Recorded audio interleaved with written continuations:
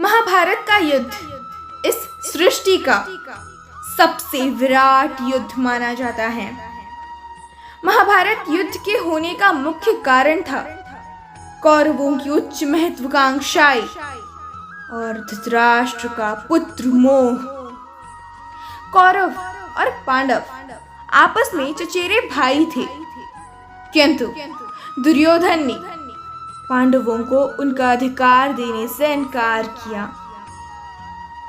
महाभारत के युद्ध में कर्ण महाशक्तिशाली योद्धा थे। इनके साथ छल न किया गया होता तो महाभारत के युद्ध का रुख कुछ और ही होता। भगवान श्री कृष्ण तथा अर्जुन के पिता देवराज इंद्र ये भली भांति जानते थे कि जब तक कर्ण के पास उसके कवच और कुंडल है तब तक उसे कोई नहीं मार सकता। तब श्री कृष्ण की युक्ति अनुसार देवराज इंद्र ने ब्राह्मण का वेश धारण कर दानवीर कर्ण से दान में उनके कवच और कुंडल मांग लिए।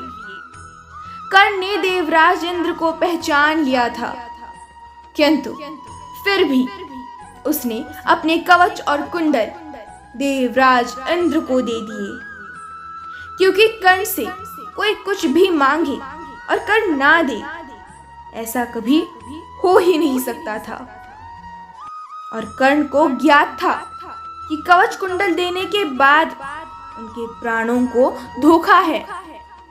फिर भी कर्ण ने अपना दान वीरता का धर्म निभाते हुए देवराज इंद्र को अपने कवच कुंडल दे दिए। देवराज इंद्र ने कर्ण से कवच कुंडल के बदले कुछ मांगने को कहा। कर्ण ने कहा, कर्ण केवल देना जानता है, लेना नहीं। तब इंद्र ने उन्हें अपना अमोघ अस्त्र देकर कहा कि ये तुम जिस पर भी चलाओगे वो मृत्यु को प्राप्त होगा, किंतु तुम इसका उपयोग केवल एक बार ही कर सकते हो, और जिस पर इस अस्त्र का प्रयोग करो वो उस वक्त तुम्हारे सामने होना चाहिए।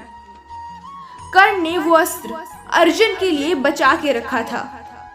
ये बात वसुदेव कृष्ण को ज्ञात थी।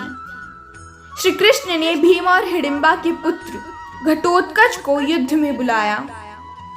युद्ध में जब घटोत्कच ने कौरवों की सेना को कुचलना शुरू किया तो दुर्योधन घबरा गया, और ऐसे में उसे कुछ समझ नहीं आ रहा था कि अब क्या करे।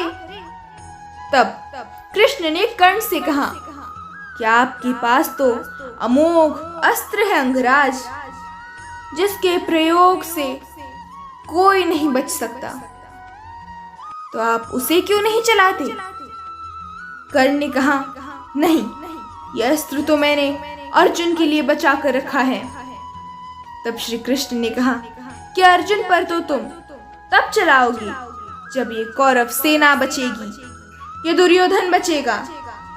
जब ये सभी घटोत्कच के हाथों मारे जाएंगे तो फिर उस अस्त्र के चलाने का क्या लाभ?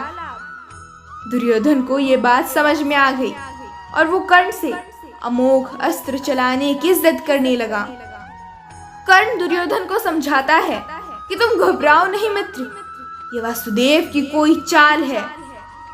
किंतु दुर्योधन ने एक नहीं सुनी और कर्ण को मजबूरन वो अमोघ अस्त्र घटोत्कच के ऊपर चलाना पड़ा।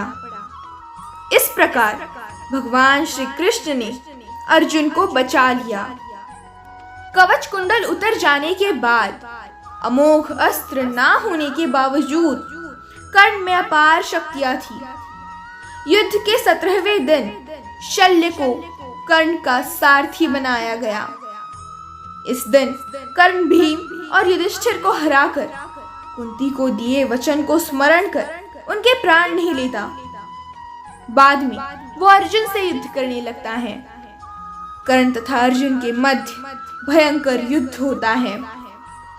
जब अर्जुन बाण चलाते और वो कर्ण के रथ पर लगता तो उसका रथ दूर दूर तक पीछे चला जाता, और जब कर्ण बाण चलाते और अर्जुन का रथ कुछ कदम ही पीछे हटता।